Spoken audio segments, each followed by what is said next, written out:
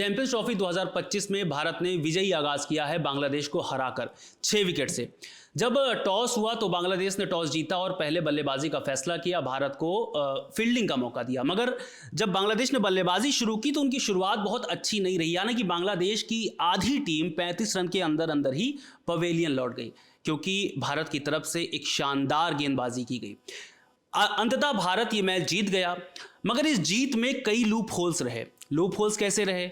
Fielding को लेकर के, बॉलिंग को लेकर के, या फिर कुछ और इसमें हमें दिखाई पड़ा जिसे लेकर के भारतीय फैंस को चिंता होनी चाहिए कि अगला मैच उनका पाकिस्तान से होने वाला है, तब वो वहां पर किस तरह से परफॉर्मेंस देंगे, क्योंकि पाकिस्तान भी पहला मैच अपना हार चुका है और उसकी एक एक नज़र भारत की परफॉर्मेंस पर होगी, उसकी एक एक गतिविधियों पर होगी।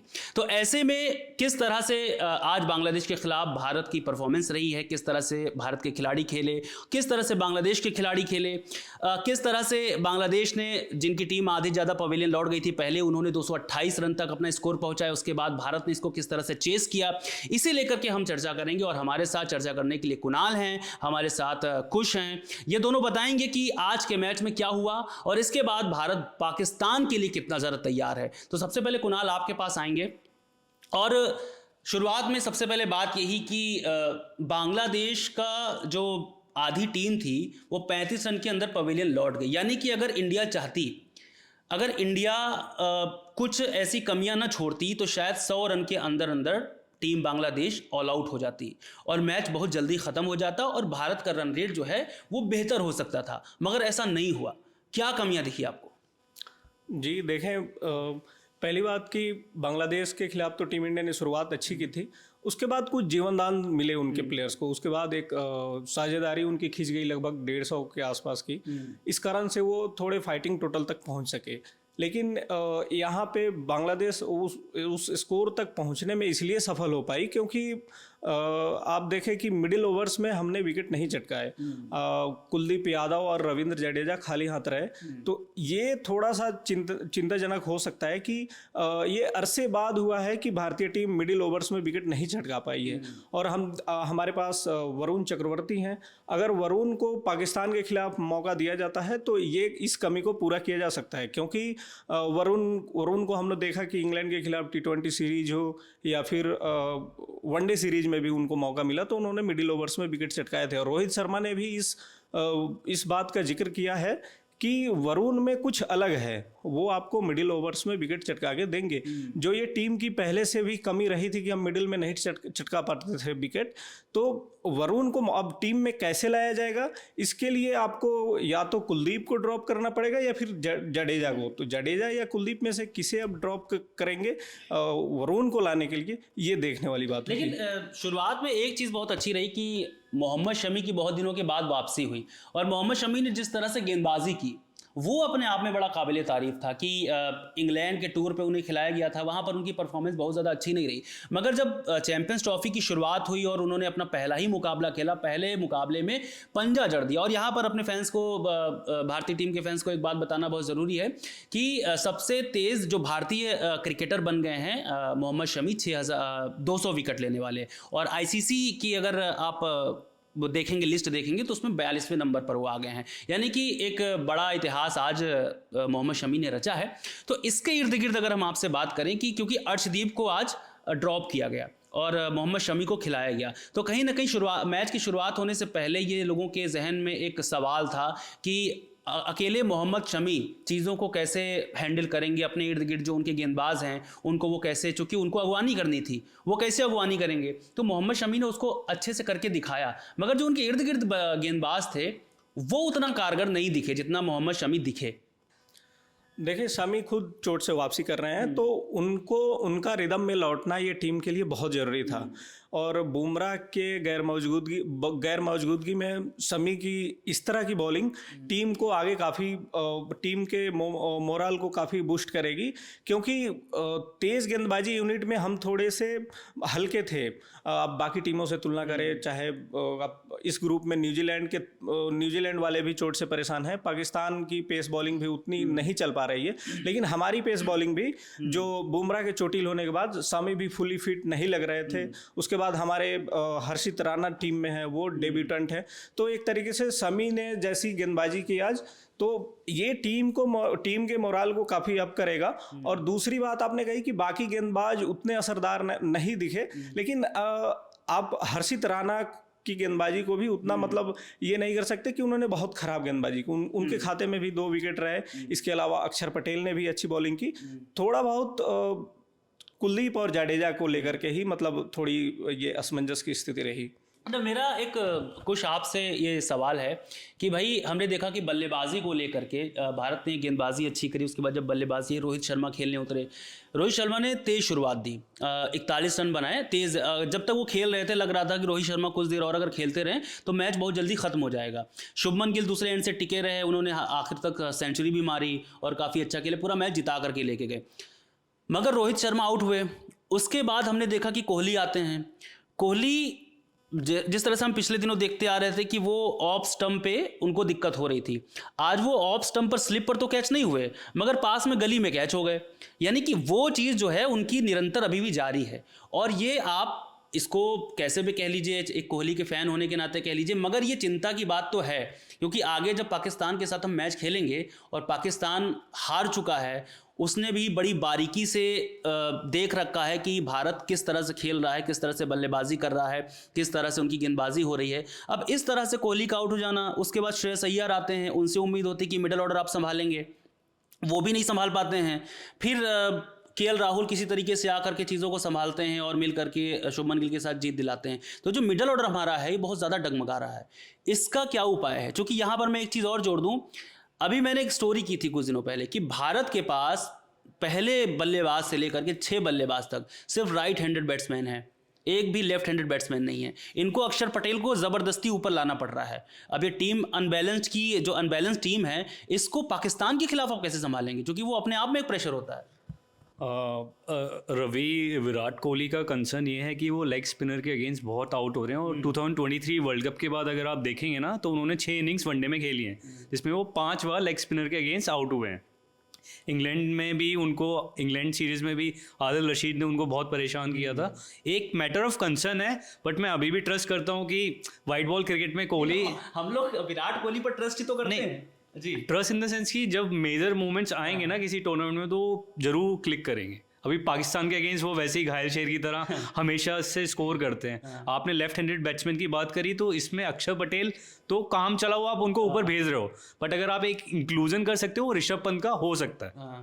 बट वो जगह बनेगी कैसे, ये सेलेक्टर्स के लिए बड़ी माथापच्ची वाला गेम होगा कि आप किसको बाहर निकालोगे, केएल राहुल को या श्रेयस अय्यर को, क्योंकि ऋषभ पंत से अच्छा लेफ्ट हैंडेड ऑप्शन इंडिया में इस वक्त नहीं है।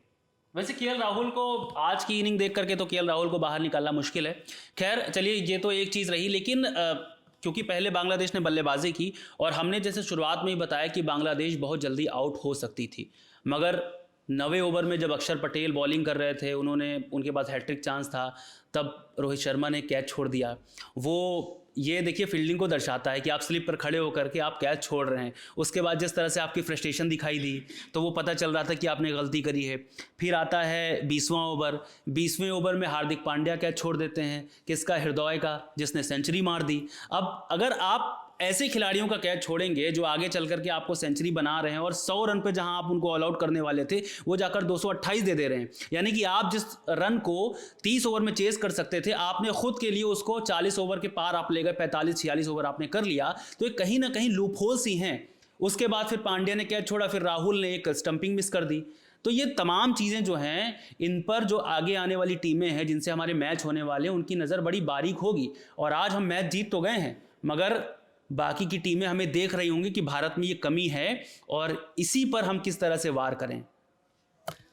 देखिए रवि, फील्डिंग के पक्ष में अगर आप बात करें तो फील्डिंग हमारी काफ़ी अच्छी है, पहले से भी शानदार रही है। लेकिन आज जो कैच ड्रॉप्स हुए, हार्दिक पांड्या ने थोड़ा कैजुअल ले लिया, उनके पास जो कैच गया था। एक बात मैं यहाँ कहना चाहता हूँ, आप कह रहे हैं फील्डिंग हमारी अच्छी है, हम कह रहे हैं कि आप पूरे साल एकदम बढ़िया से कॉपियाँ लिखते जाइए, गुड पाते जाइए, उसके बाद जब आपका इम्तिहान आए अगर उसमें ही आप सवाल गलत करके चले आएंगे, जवाब गलत करके चले आएंगे तो फिर कैसे जीत हासिल होगी? देखिए रोहित के कैच की हम बात करें तो रोहित शर्मा साल 2022 या 23 के बाद एक स्टैट्स मैं देख रहा था, तो जो ओडीआई में कैचेस छोड़ने में रोहित शर्मा नंबर 1 पे हैं। उन्होंने 22 उन कैच उनके पास आए हैं जिनमें वो 12 ही लपक पाए हैं। तो रोहित के साथ थोड़ी समस्या है और स्लिप में मुश्किल चांसेस आते हैं, लेकिन इस बार जो चांस आया था वो आसान था और अक्षर का हैट्रिक होते होते रह गया। अगर अक्षर आज हैट्रिक लेते तो चैंपियंस ट्रॉफी के इतिहास में हैट्रिक लेने वाले दूसरे बॉलर बनते हैं। exactly. जो एक हैट्रिक जो बना था, अपने दर्शकों को बता दें कि वो इंडिया में ही वो मैच हुआ था, लेकिन उसमें वेस्ट इंडीज के बॉलर जेरोम टेलर थे जहाँ तक मुझे याद है। उन्होंने ऑस्ट्रेलिया के खिलाफ ब्रेबॉर्न स्टेडियम में वो हैट्रिक ली थी। तो अक्षर का हैट्रिक तो होते होते रह गया। उसके अलावा आप केएल राहुल की बात करें, जो स्टंपिंग के जो चांसेस मिस हुए, केएल रेगुलर विकेट कीपर नहीं है, तो हो सकता है कि चलिए उतनी बड़ी मतलब भूल नहीं साबित हुई। सामने बांग्लादेश की टीम थी, अगर आगे किसी क्रंच सिचुएशन में टूर्नामेंट के अगर ऐसी भूल होती है तो थोड़ी समस्या हो सकती है। लेकिन जैसा उन्होंने ओडीआई वर्ल्ड कप में 2023 में जो उन्होंने विकेट कीपिंग की थी, तो ये आगे से ऐसी समस्या ना हो। और रही बात केएल को रिप्लेस करने की, आज उन्होंने रन बना दिए हैं, आप उन्हें कैसे रिप्लेस करोगे? और एक और चीज़ है कि ऋषभ पंत को लेकर के भी ये उनके फिटनेस को लेकर के अभी कोई अपडेट नहीं आया है, क्योंकि चैंपियंस ट्रॉफी के तैयारी को लेकर के जब इंडिया जब दुबई पहुंची और प्रैक्टिस शुरू की, तो उसी दौरान ऋषभ को घुटने में चोट लगी है। तो और मतलब केएल राहुल की जगह पे तो अभी खतरा नहीं है, लेकिन ऋषभ के फिटनेस पे मतलब थोड़ा सा अपडेट अभी तक आया नहीं है। उनके घुटने में जो चोट लगी है वो उसी घुटने में चोट लगी है जो वो भयानक कार दुर्घटना में उनका जो घुटना चोटिल हुआ था। बहरहाल अब आते हैं हम जो अक्षर को लेकर के बातें हो रही थी कि उनको जो पिंच हिटर के रूप में भेजा जा रहा है। दो चीज़ें हो सकती है इसमें कि हमने स्टार्ट अच्छा किया, उसके बाद बीच में थोड़े स्लो डाउन हो गए थे, कोहली का विकेट गिरा, फिर श्रेयस भी आउट हो गए। तो अक्षर को भेजने का एक बड़ा रीज़न ये हो सकता है कि थोड़े नेट रन रेट को बूस्ट किया जाए। इसलिए टीम मैनेजमेंट के ध्यान में ये चीज़ होगा कि नेट रन रेट को भी बूस्ट किया जाए। अक्षर आकर के उन्होंने थोड़े मतलब बड़े शॉट्स ट्राई कर रहे थे। या फिर दूसरा ये भी है कि अक्षर हमें बार बार नंबर 5 पे बैटिंग करते हुए दिखेंगे, क्योंकि हमारे टॉप 6 में कोई बैटर नहीं है, लेफ्ट हैंडर नहीं है। लेफ्ट हैंड बैट्समैन हमारे पास 1 से 6 तक नहीं है। तो वही चीज़ है कि कहीं ऐसा तो नहीं कि ज़बरदस्ती अक्षर पटेल या जो भी हमारे नीचे ऑलराउंडर हैं या बॉलर्स हैं जो लेफ्ट हैंड खेलते हैं, उनको बेवजह या ज़बरदस्ती ऊपर लाने की कोशिश की जा रही है। या अगर जल्दी विकेट गिर रहे हैं, अगर मान के चलिए श्रेयस अय्यर चल गए होते, वो अच्छा स्कोर कर लेते, या फिर कोई दूसरा बल्लेबाज या कोहली अच्छा स्कोर कर लेते, तो शायद अक्षर पटेल को ऊपर लाने की ज़रूरत नहीं पड़ती। मगर चूंकि वो अच्छा स्कोर नहीं कर पाए तो अक्षर पटेल को ज़बरदस्ती लाया गया, या अक्षर पटेल की जगह वॉशिंगटन सुंदर खेल रहे होते तो उनको ज़बरदस्ती अंदर लाया जाता। क्या जो लेफ्ट हैंड बैट्समैन है, एक जब यहाँ पर जब दिक्कत हुई तब टीम को दिखाई दिया, तब मैनेजमेंट को दिखाई दिया कि हाँ लेफ्ट हैंड बैट्समैन होना तो ज़रूरी था, ताकि जो सामने वाली टीम है उसको भी थोड़ा प्लान करने में दिक्कत हो। नहीं रवि, मैं ऐसा नहीं मानता। मैं कुणाल की बात से सहमत हूँ कि अक्षर पटेल को हो सकता है कि रन रेट, क्योंकि आप इजी अपोनेंट है, टारगेट भी छोटा है, तो रन रेट को बूस्ट करने के लिए उनको ऊपर भेजा गया हो। क्योंकि जब टीम सेलेक्ट हुई है, सेलेक्टर्स ने करी है, तो उन्होंने सारे कॉम्बिनेशन अपने ध्यान में रखे। उनको पता होगा कि हमारे टॉप 5 में सारे राइट हैंडेड बैट्समैन है जो डेफिनेटली प्लेइंग 11 में खेलेंगे। तो अक्षर पटेल को आज के मैच में बेवजह तो नहीं, रन रेट को बूस्ट करने के लिए ज़रूर भेजा गया है। और left hand right hand combination मुझे नहीं लगता कि सेलेक्टर्स या इंडियन कैप्टन के दिमाग में इस वक्त है, क्योंकि उनकी टीम सेट है कि ओपनिंग पे रोहित शर्मा आएंगे, फिर उनके बाद गिल आएंगे, कोहली, श्रेयस अय्यर, केएल राहुल, इससे कोई छेड़छाड़ नहीं करेंगे। वो आज स्कोर कम था और रन रेट बूस्ट करना था, बांग्लादेश थी, फर्स्ट मैच था, ओपनिंग अच्छी हो गई थी, गिल जमे हुए थे, तो हो सकता है भेज दिया ऊपर कि जाओ खेलो फ्री माइंड से। एक और चीज़ है, एक जो सारा हम लोग बात कर लेंगे, लेकिन जो एक मोमेंट आया था जब अक्षर पटेल ने जब हैट्रिक लेना था उनको, वो जो रोहित शर्मा ज़मीन पर हाथ पटर रहे थे, वो क्या था सर में? वो क्या फ्रस्ट्रेशन थी या क्या दिखाना चाह रहे थे कि नहीं मैं कप्तान हूँ और मुझसे क्या छूट गया तो नहीं, मुझसे ऐसा नहीं हो सकता? क्या दिखाने की कोशिश कर रहे थे वो दिखाने की नहीं, आपसे कैच छूटा, आप टीम के कैप्टन हो, लीडर ऑफ द पैक हो, आपने एक ऐसा हैट्रिक लेना बहुत बड़ा मोमेंट होता है। इट्स लाइक अ सेंचुरी तो नहीं बोलूंगा, वनडे क्रिकेट में बहुत रेगुलर हो गई, डबल सेंचुरी वाला मोमेंट था। तो हैट्रिक छूटी, आप कैप्टन हो, थोड़ा फ्रस्ट्रेशन तो बनता है, खुद की गलती किसको बोलेंगे वो? नहीं तो फिर इसमें तो यही सवाल है कि कि अगर आप कैप्टन हो, अगर आप इतना फ्रस्ट्रेट हो जाओगे तो दूसरा खिलाड़ी अगर उसने कैच छोड़ दिया तो फील्ड से बाहर चला जाएगा। ऐसे ये रोहित शर्मा का फ्रस्ट्रेशन इसलिए निकल के सामने आ रहा था कि मान लीजिए कि रोहित शर्मा अगर बैटिंग कर रहे होते हैं और उनके साथ मान लीजिए शुभमन गिल हैं, अब शुभमन गिल 199 पे है, रोहित के कॉल पे शुभमन गिल रन आउट हो जाते हैं, तो रोहित का फ्रस्ट्रेशन उसी तरीके का होगा। तो ये बस कैच जो मिस हुआ अक्षर हिस्ट्री बनाते बनाते रह गए, इस कारण से थोड़े फ्रस्ट्रेशन में रोहित शर्मा का ये, उसके बाद फिर वो कूल काम बाकी वो नजर आए ही। चलिए, भारत ने बड़ी अच्छी बल्लेबाजी की और हम जीते भी, मगर एक जो हृदय थे तौहीद हृदय, उनकी बात करना बहुत ज़रूरी है।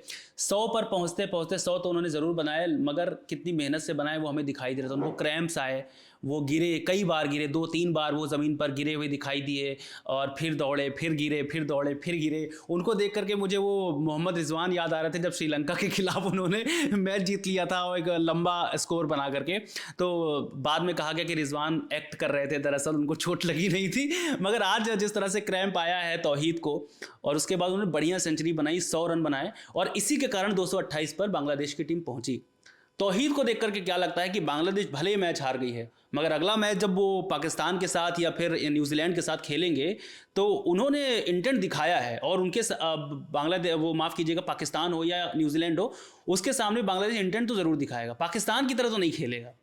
देखो, तौहीद ने जो बैटिंग करी है ना, ये बांग्लादेश की जो टीम अभी हाल फिलहाल में खेल रही है, पिछले 2-3 सालों से लड़ना जानती है, और पाकिस्तान से भी उनकी बहुत राइवलरी है।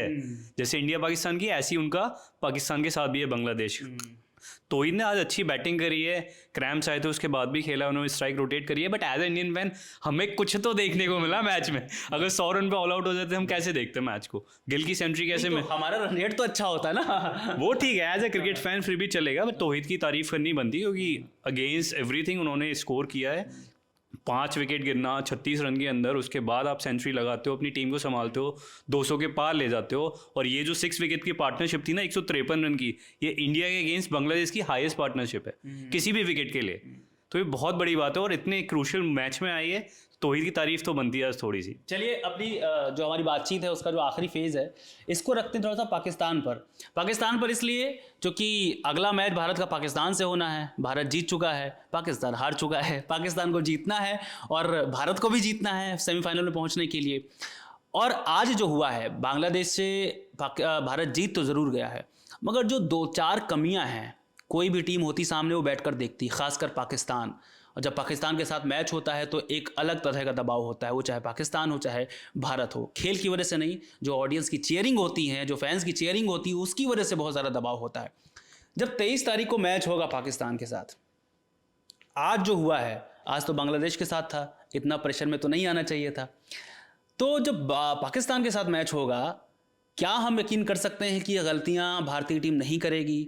क्या एक बार अगर हम रोहित शर्मा कैच छोड़ देंगे तो दोबारा उनको देख करके हार्दिक पांड्या सबक लेंगे कि अब हमें ये नहीं करना है? या हार्दिक पांड्या के भी कैच छोड़ देते हैं तो फिर केएल राहुल को ये समझना है कि हमें ये नहीं करना है, मगर वो लोग करते चले जा रहे हैं। और हार्दिक पांड्या कैच छोड़ भी किसका रहे हैं? तौहीद हृदय का, जो सेंचुरी मार के जा रहे हैं, जिनकी वजह से 228 रन लग रहे हैं। अगर यही चीज़ पाकिस्तान के खिलाफ हुई तब तो हमारे लिए समस्या हो जाएंगी। देखिए, जाहिर तौर पे भारतीय टीम फील्डिंग में सुधार करेगी ही करेगी पाकिस्तान के खिलाफ। और बाकी चीज़ें जो आप कह रहे थे कि बांग्लादेश के खिलाफ हम, ये तो बांग्लादेश के खिलाफ था कि हम जीत गए, लेकिन एक और चीज़ कि बांग्लादेश के पास जैसे अभी स्पिनर्स हैं, इनके पास रिशाद हुसैन जो थे, उन्होंने अच्छी गेंदबाजी की, 2 विकेट भी चटकाए। पाकिस्तान के पास वैसे स्पिनर्स नहीं हैं, तो हो सकता है कि पाकिस्तान के खिलाफ उतनी परेशानी ना आए जितनी अभी बांग्लादेश के खिलाफ चेज करते हुए आई। आखिरी में आपसे यही सवाल कि ठीक है, पाकिस्तान के साथ वो समस्याएं नहीं आएंगी, मगर हमने देखा कि जैसा भी कुणाल ने भी बताया था, बहुत वक्त के बाद ऐसा हुआ है कि जब जो मिडिल ऑर्डर जब चल रहा था तब भारत एक भी विकेट नहीं ले पाया, और ये थोड़ा सा गंभीर विषय है। अगर ऐसा ही पाकिस्तान के साथ हुआ तो उनके पास तो सलमान अली आगा मिडिल ऑर्डर पर खेलते हैं, शाउद शकील मिडिल ऑर्डर पर खेलते हैं, चूँकि अब जब उनकी जो ओपनिंग बैटिंग है उसके लिए इमामुल हक अंदर आ गए हैं, फ़खर जमान बाहर हो गए हैं पूरे टूर्नामेंट से, इमामुल हक एंट्री कर चुके हैं, यानी कि अब पाकिस्तान में बाबर आजम और इमामुल हक ओपनिंग करते दिखाई देंगे। जाहिर है जो फर्स्ट डाउन है वो रिजवान आएंगे, उसके बाद शाउद शकील, उसके बाद सलमान आगा, मतलब मिडिल ऑर्डर उनके पास अच्छा है। और अगर मिडिल ऑर्डर में हमने यही गलती वहाँ पर दोहराई, हमारे लिए मुसीबत हो जाएगी। जाहिर तौर से मुसीबत तो हो जाएगी, बट मुझे पाकिस्तान पे इतना भरोसा है कि अगर हम 4 गलतियां करेंगे वो 8 जरूर करेंगे इंडिया के अगेंस्ट। तो मिडिल ऑर्डर आज हमने विकेट्स नहीं लिए, जैसे कुणाल ने बताया था, बहुत दिनों अरसों बाद ऐसा हुआ है कि वनडे में हमने मिडिल ऑर्डर में विकेट्स नहीं लिए हैं। ठीक है, एक ऑफ डे था, तोहिद ने अच्छी बैटिंग करी और दुबई में फर्स्ट मैच था, आगे से वो चेंजेस करेंगे, हो सकता है वरुण चक्रवर्ती को अंदर ले लिया जाए तो वो कॉम्बिनेशन काम कर जाए इंडिया के लिए। बट पाकिस्तान में मुझे पूरा भरोसा है ऐसा कुछ नहीं होने वाला, हम हैंड्स डाउन जीतेंगे। ये तमाम बातें करते करते ये जो अंदर का फ़ैन है, वो भारतीय फ़ैन, वो निकल ही आता है कहीं ना कहीं। तो इसीलिए कहा जाता है कि पाकिस्तान पर हमें इतना विश्वास है कि वो खेलेंगे, हमें जिताने के लिए खेलेंगे। और हमने जैसा कि हम बात कर रहे थे कि कल बात हमने की थी कि जब आपने कहा कि जीत सकते हैं तो उसके लिए क्या बाबर आजम को बाहर करना होगा तब पाकिस्तान जीत पाएगी। खैर ये तो एक तरह के विषय हैं, मगर जो आज जिस तरह से बांग्लादेश से भारत जीता है वो अपने आप में एक बेहतर था। चूँकि शुभमन गिल ने सेंचुरी लगाई, केएल राहुल ने आखिर में आकर उनका बेहतरीन साथ दिया, उन्होंने भी एक दो बढ़िया शॉट्स खेले जो देख कर के अच्छा लगा कि हाँ आगे के लिए भारतीय टीम तैयार है, बल्लेबाज तैयार हैं। मगर एक दो जो कमियां हमको दिखाई दी वो ये कि विराट कोहली किस तरह से जल्दी आउट हो गए, वही ऑफ की बॉल और वही पीछे स्लिप पर नहीं मगर गली पर आउट हो गए। उसके बाद फिर रोहित शर्मा भी अच्छा खेल रहे थे मगर वही पुल मारने के चक्कर में वो भी आउट हो गए। और अब जब भारतीय टीम बांग्लादेश माफ़ कीजिएगा पाकिस्तान के साथ खेलेगी यूएई में और वहाँ पर स्पिनर्स के लिए मदद है, तो पाकिस्तान से और भारत के बीच में कैसा मुकाबला होगा ये तो देखने का विषय होगा। सब कुछ भविष्य के गर्भ में है, मगर जो भी होगा वो बहुत बेहतरीन होगा। इस वीडियो में फ़िलहाल इतना ही। हम आपके लिए कल फिर से कल का जो मैच होगा उसका एनालिसिस लेकर के आएंगे। उस मैच में क्या क्या हो रहा है, उसके रिकॉर्ड्स क्या क्या हैं, पीछे उन टीमों ने कैसा खेला, ये सब कुछ आपको बताएंगे। आप खबरगांव के साथ बने रहिए। शुक्रिया।